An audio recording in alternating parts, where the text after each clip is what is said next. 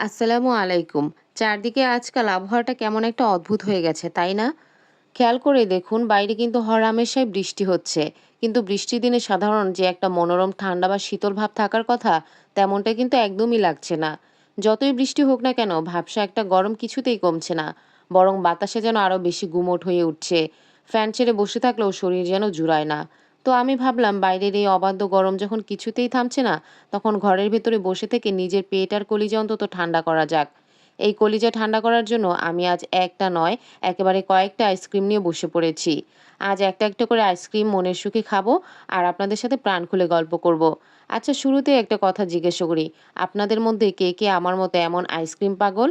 Ice cream কার কার প্রথম পছন্দ? আমাকে কিন্তু কমেন্ট বক্সে জানাতে একদমই ভুলবেন না।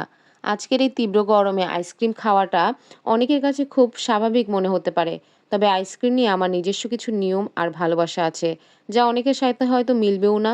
অনেকেই আছেন যারা একটু ঠান্ডা লাগলে কিংবা একটু সর্দি কাশি হলে আইসক্রিম খাওয়া থেকে শত হাত দূরে থাকেন। আমার আবার শীতের মৌসুম আসলে তো কথাই নেই, ভয়ে আইসক্রিমের দোকানের দিকে তাকানি না।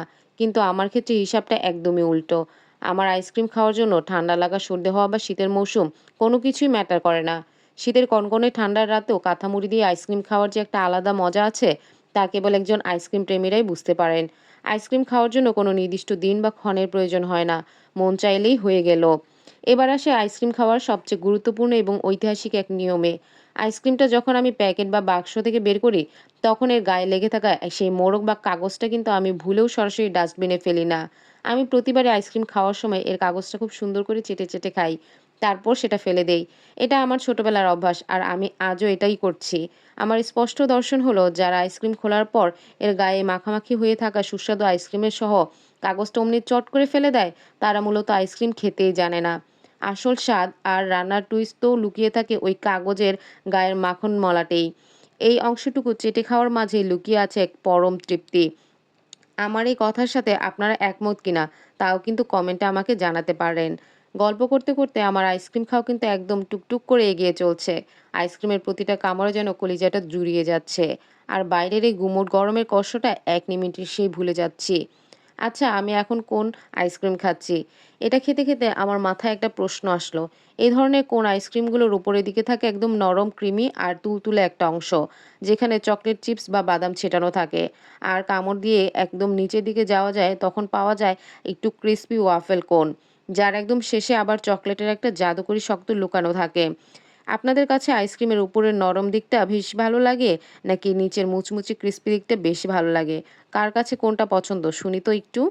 আইসক্রিমের দুনিয়া তো অনেক বড়। বাজারে হরেক রকম ফ্লেভার পাওয়া যায়। ভ্যানিলা, চকলেট, স্ট্রবেরি, ম্যাঙ্গো থেকে শুরু করে একেবারে মালাই ও কুলফি পর্যন্ত। একেকজনের পছন্দের তালিকাটাও একেক রকম।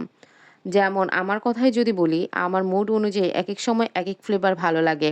তবে চকোলেটের প্রতি দুর্বলতাটা সবসময় একটু বেশি থাকে। আপনাদের নিজের অল টাইম ফেভারিট বা সবচেয়ে পছন্দের আইসক্রিম কোনটা? কোনো ব্র্যান্ড বা ফ্লেভারের আইসক্রিম সামনে পেলে আপনারা নিজেদেরকে সামলাতে পারেন না, তা কমেন্টে চটপট জানিয়ে দিন। দেখতে দেখতে আমার হাতের আইসক্রিমগুলো শেষ হয়ে যাচ্ছে। আর আপনাদের সাথে আড্ডা দিয়েও মনটা একদম সতেজ হয়ে গেল। গরম যেমনই হোক, আইসক্রিমের এই মিষ্টির সাথে আজকের দিনটা দারুণ কাটলো। সবাই ভালো থাকবেন, সুস্থ থাকবেন। এই গরমে নিজের যত্ন নেবেন।